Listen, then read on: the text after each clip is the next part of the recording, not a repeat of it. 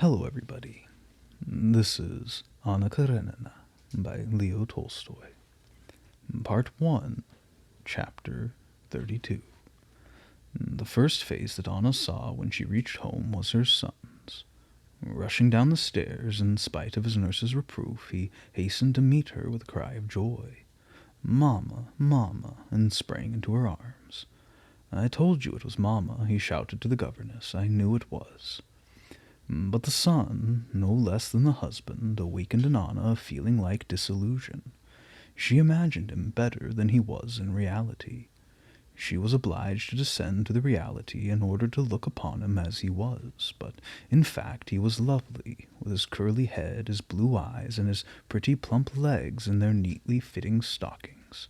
She felt an almost physical satisfaction in feeling him near her, and in his caresses, and a moral calm in looking into his tender, confiding, loving eyes, and in hearing his childish questions. She unpacked the gifts sent him by Dolly's children, and told him how there was a little girl in Moscow named Tanya, and how this Tanya knew how to read and was teaching the other children to read. Am I not as good as she? For me, you are worth all the rest of the world. I know it, said Serozha, smiling. Anna had hardly finished her coffee when the Countess Lydia Ivanovna was announced. The Countess was a robust, stout woman with an unhealthy, sallow complexion and handsome, dreamy black eyes. Anna liked her, but today, as for the first time, she seemed to see her with all her faults. "No, my dear, did you carry the olive branch?" demanded the Countess Lydia Ivanovna as she entered the room. "Yes, it's all made up," replied Anna, "but it was not so bad as we thought. As a general thing, my belle-sœur is too hasty." But the Countess Lydia, who was interested in all that did not specially concern herself, had the habit of sometimes not heeding what did interest her. She interrupted Anna. "Da, this world is full of woes and tribulations, and I am all worn out today." "What is it?" asked Anna, striving to repress a smile. "I'm beginning to weary of the useless strife for the right, and sometimes I am utterly discouraged.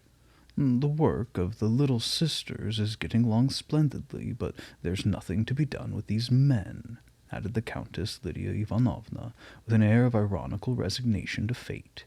"They get hold of an idea, they mutilate it, and then they judge it so meanly, so wretchedly. 2 or 3 men, your husband among them, understand all the meaning of this work, but the others only discredit it. Yesterday Pravdin wrote me.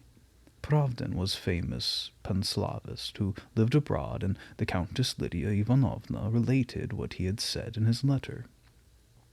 Then she went on to describe the troubles and snares which blocked the work of uniting the churches, and finally departed in haste, because it was the day for her to be present at the meeting of some society or other, and at the sitting of the Slavonic Committee. All this used to exist, but why did I never notice it before?" said Anna to herself. "Was she very irritable today?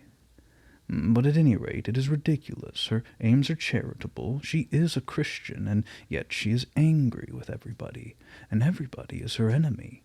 And yet all her enemies are working for Christianity and charity." After the departure of the Countess Lydia Ivanovna came a friend, the wife of a director, who told her all the news of the city. At 3 o'clock she went out, promising to be back in time for dinner.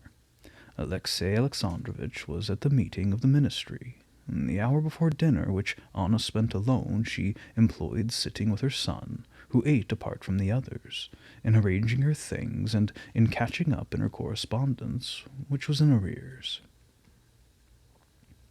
The sensation of causeless shame, and the trouble from which she had suffered so strangely during her journey, now completely disappeared. Under the conditions of her ordinary everyday life, she felt calm and free from reproach, and she was surprised as she recalled her condition of the night before. What was it? Nothing.